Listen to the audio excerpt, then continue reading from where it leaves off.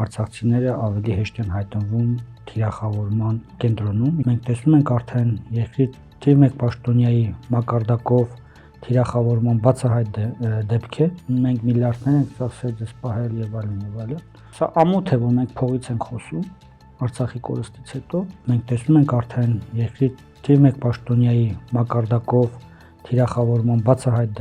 դեպքեր։ Այդ փախածների թեզը նորից շրջանառության մեջ դրեց, ասելով, որ եթե պետք լինի փաստեր կհրապարակենք։ Մարտի ժամանակ թշնամուն պատճառում է 700-ից ավելի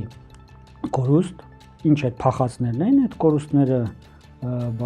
տվել։ Սկսել են արդեն ամեն ինչ ժխտել, ամեն ինչ հերքել, հիշողությունը արգելել։ Երբ որ դու պարտությունը վերցածում ազգային ողբերգության, դու դա դնում ես պետության անկման հիմք։ Դուք պատկերացնում եք, որ արցախյան տարբեր պաշտոնյաներ սկսեն ինչ-որ հայտարարություններ անել, ինչ-որ փաստեր հրապարակայնացնել։ Շարժումը չեն շարունակելու այլևս։ Ղաբաղյան շարժումը ավարտվել է 91 թվականին Արցախի հանրապետության հռչակմամբ։ Այդ նեոբոլշևիկյան ձգտումներից պետք է վերանալ, հասկանալ խնդրի ամբողջ էությունը եւ գնալ իրական խաղաղության հաստատման։